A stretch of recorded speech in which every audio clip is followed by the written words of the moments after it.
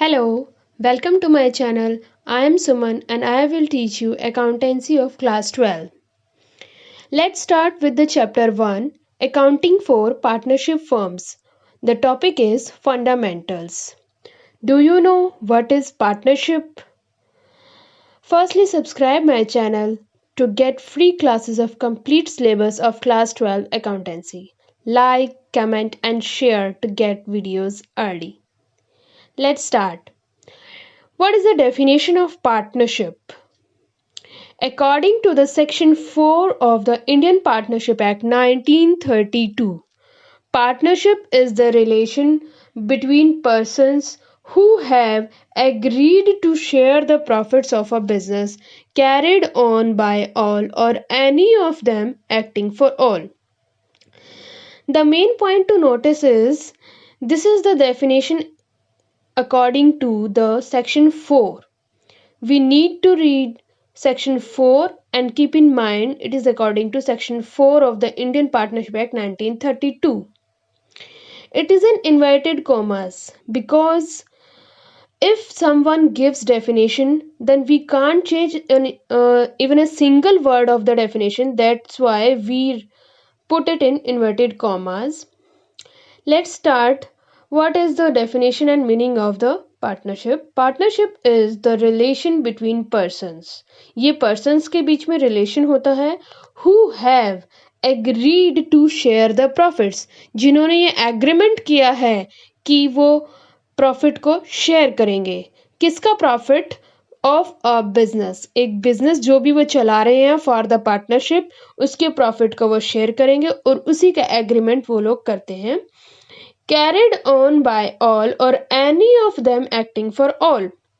What it's mean? Carried on by all or any of them. Why it is written any of them? Because partnership में दो तरह के partners होते हैं, working partners और non working partners. तो ये ज़रूरी नहीं होता है कि सभी पार्टनर्स उस बिजनेस में अपना वर्क करते हो सकता है उन्होंने सिर्फ मनी इन्वेस्ट की हो.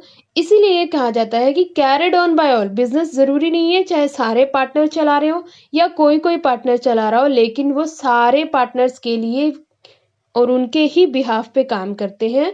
दैट मीन्स प्रॉफिट सभी पार्टनर्स को शेयर किया जाएगा. वो किसी भी रीज़न से पार्टनर बने हैं या जो भी एग्रीमेंट हुआ है, चाहे उसमें कोई भी पार्टनर वर्क कर रहा है, कोई नॉन वर्किंग है, कोई इन्वेस्टमेंट कर रहा है सिर्फ, तो all partner will get profit. तभी ये पार्टनरशिप कहलाएगी. Let's read again. Partnership is the relation between person. Partner persons के बीच में रिलेशन है who have agreed to share the profits. जिन्होंने एग्रीमेंट किया है कि वो प्रॉफिट्स को शेयर करेंगे. किसके प्रॉफिट को? बिजनेस के प्रॉफिट को. कैरिड ऑन बाय ऑल और any of them acting for all. अब इसमें आप नोट करेंगे आपको इसी में ही फीचर्स के पॉइंट भी मिलेंगे. कैसे मिल रहे हैं फीचर्स के point? Let's read. Partnership is the relation between persons who have agreed. अब इसमें पर्सन्स को नोटिस करें. पार्टनरशिप कैसे बनेगी? जब 2 और मोर पर्सन्स होंगे, 2 या 2 से ज्यादा पर्सन होंगे. और नेक्स्ट फीचर कौन सी मिल रही है? हु हैव एग्रीड, यानी उनके बीच में एग्रीमेंट होना जरूरी है. वो ऑरल हो या रिटन हो, that doesn't matter. To share the profits, वो शेयरिंग जरूर करेंगे प्रॉफिट्स की. ठीक है. This is the third point of the feature and the next point is profit motive, यानी जो बिजनेस चल रहा होगा वो प्रॉफिट मोटिव होना चाहिए. The next point is business. ये एक बिजनेस होना चाहिए तभी पार्टनरशिप कहलाएगी. Joint ownership of any property partnership नहीं कहलाती है. Carried on by all or any of them acting for all. The sixth point of feature is कि चाहे सारे पार्टनर चला रहे हो या कोई पार्टनर उस बिजनेस में वर्क कर रहा हो, वो सबके बिहाफ पे और सबके लिए काम करता है. So this was the definition of the partnership and we notice the features also in the partnership definition. Now let's see the features of partnership again in explanation. Number 1 is 2 और मोर persons. जैसे कि हमने पहले definition में notice किया कि 2 और more person होंगे. अगर सिंगल पर्सन बिजनेस कर रहा है तो वो तो सोल प्रोप्राइटरशिप कहलाएगी. सो या तो 2 पर्सन्स हो या 2 से भी ज्यादा होने चाहिए. मिनिमम 2. ये एक लॉ बनाया गया है कि या तो कम से कम 2 होने चाहिए पार्टनर. मैक्सिमम 50 की लिमिट रखी गई है. For example, ownership of business by one person is called sole proprietorship. अब वन पर्सन तो सोल प्रोप्राइटरशिप कराएगा, तो वन से ज्यादा क्या हुआ, टू, और टू से ज्यादा उन्होंने लिमिट रख दी 50. Okay, coming to the next point, this is agreement. Agreement कैसा होना चाहिए? एग्रीमेंट या तो ऑरल होना चाहिए या written. It is not compulsory. इसमें कोई भी लीगल बाउंडेशन नहीं है कि आपने एग्रीमेंट बनाया है या नहीं बनाया है. आप अपनी मर्जी से पार्टनरशिप को ऐसे ही स्टार्ट कर सकते हैं कि आप दोनों बहुत अच्छे भाई हैं या बहुत अच्छे दोस्त हैं या बहुत अच्छे जानकार हैं, रिलेटिव्स हैं. हमें आपस में कुछ भी एग्रीमेंट लिखने की ज़रूरत नहीं है, तो आप कर सकते हैं. आपकी बहुत अच्छी अंडरस्टैंडिंग है. लेकिन आगे चल के क्या होता है, फ्यूचर के में जब बिजनेस होता है, प्रॉफिट्स गेनिंग स्टार्ट होती है, तब कहीं ना कहीं प्रॉफिट शेयरिंग के टाइम पे या कोई भी डिस्प्यूट हो जाता है, उस टाइम पे ये बहुत ज़्यादा ज़रूरी होता है कि एक एग्रीमेंट बना हुआ हो, सो दैट आगे के फ्यूचर डिस्प्यूट्स को ख़त्म किया जा सके. Okay, so no legal boundation but necessary to avoid future dispute. Look at the third point of the partnership, business and profit motive. Third point is saying existence of business. Business की existence होनी चाहिए और उसका motive क्या होना चाहिए, profit earn करना, और it must be legal. For example, joint ownership of a partnership will not be considered as partnership. जब joint ownership होती है किसी भी partnership property की, that will not be considered as partnership. तब आप उसको बिजनेस पार्टनरशिप नहीं कहेंगे. ठीक है. The next point is sharing of profits. Sharing of profits क्या कह रहा है कि प्रॉफिट जब भी होगा तो इसका ये एक रूल रहेगा कि सभी पार्टनर्स को वो डिस्ट्रीब्यूट किया जाएगा. रेशियो कुछ भी हो सकता है, लेकिन डिस्ट्रीब्यूशन सबको होगी.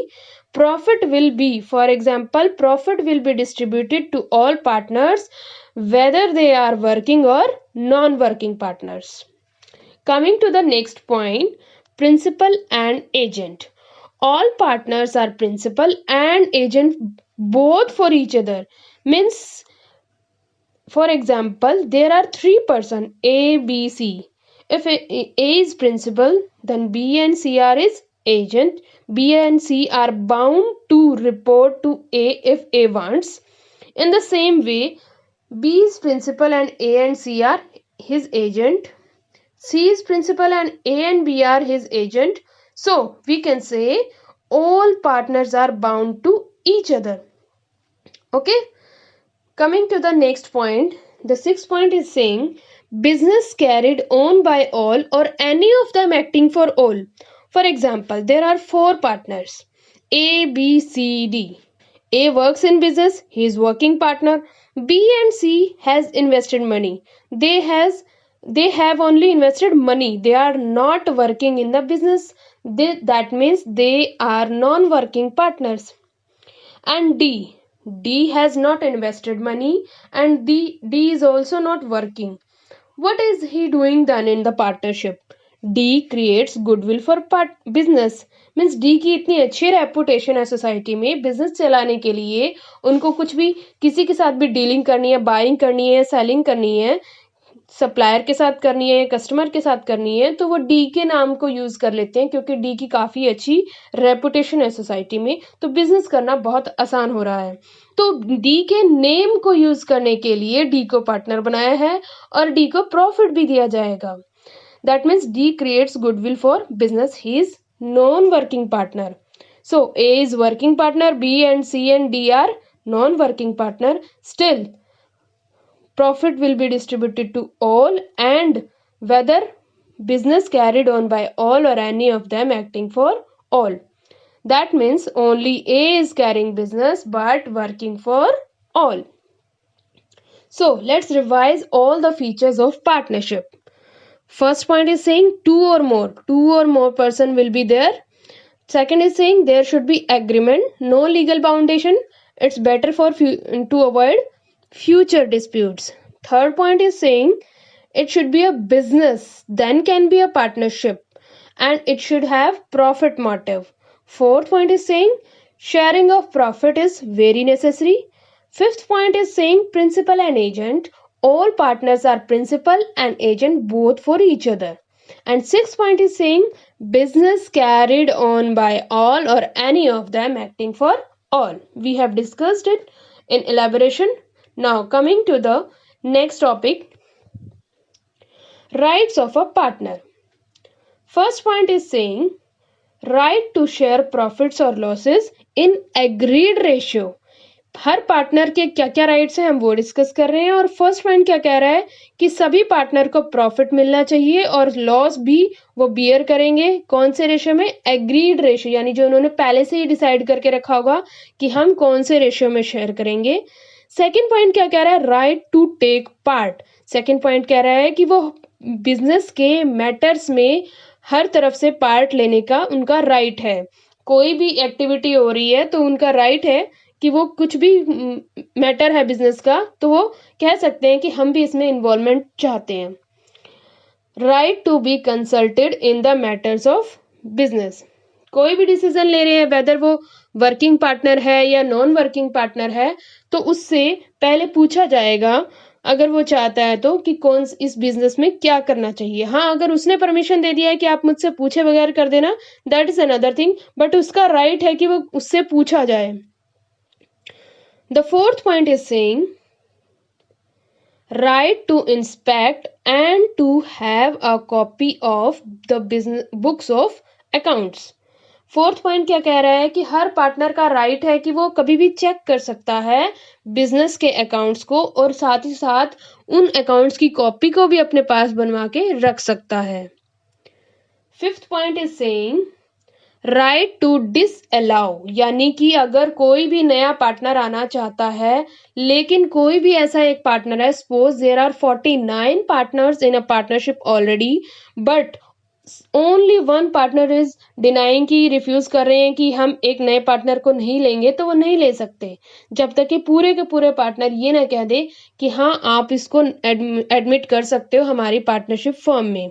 सो हर पार्टनर को राइट है कि वो नए पार्टनर के एडमिशन को डिसअलाउ कर सके। Six point is saying all are joint owner. जो भी बिजनेस के अंदर प्रॉपर्टी होती है वो सबकी प्रॉपर्टी है, ज्वाइंट ओनर है सारे के सारे partners. Seventh point is saying right to receive interest on loan. देखो पार्टनर क्या करते हैं, बिजनेस में कैपिटल लगाते हैं, लेकिन अपने मनी को सिक्योर करने के लिए समटाइम्स वो अदर पर्सन बन सकते हैं और लोन भी दे सकते हैं बिजनेस को। अपने ही पैसे को कैपिटल पे ना रख के लोन दे सकते हैं और अपने पैसे को सिक्योर करने के लिए इंटरेस्ट ले सकते हैं। उसके लिए जब भी कोई बिजनेस को लोन देता है तो वो आउटसाइड पार्टी बन के देता है, तो पहले से ही एग्री कर लिया जाता है कि कितने % लोन पे इंटरेस्ट होगा। लेकिन अगर पहले से एग्री नहीं किया गया कि कितना इंटरेस्ट लगेगा लोन के ऊपर, तो हम ये मान लेंगे कि 6% तो इंटरेस्ट ऑन लोन पार्टनर को मिलेगा ही मिलेगा। Next point is right to be indemnified by the firm, यानी कि कोई भी पार्टनर कुछ भी कर रहा है तो वो फर्म के बिहाफ पे कर रहा है। अगर कोई एक्सपेंसेस पे कर रहा है, कोई पेमेंट कर रहा है, तो वो फर्म के बिहाफ पे कर रहा है। Ninth point is right to retire. उसका राइट है कि वो कभी भी चाहता है फर्म को छोड़ के जाना चाहता है तो वो जा सकता है, उसके लिए उसको परमिशन की जरूरत नहीं है, वो एक प्रॉपर नोटिस भी दे सकता है। और ये भी होता है समटाइम्स कि वो पहले से ही तय कर लेते हैं कि वो इतने टाइम के लिए ही पार्टनर रहेगा। लेकिन अगर ऐसा कोई डिसीजन या एग्रीमेंट पहले से नहीं हुआ है और ऑल ऑफ अ सडन वो चाहता है कि फर्म को छोड़ के जाए, पार्टनरशिप को डिसॉल्व करना चाहता है अपनी, तो वो रिटायर हो सकता है, एक प्रॉपर नोटिस दे सकता है। These were the rights of partnership. So, in this video, we covered the topics meaning of partnership, features of partnership, and rights of partnership. Watch my next video.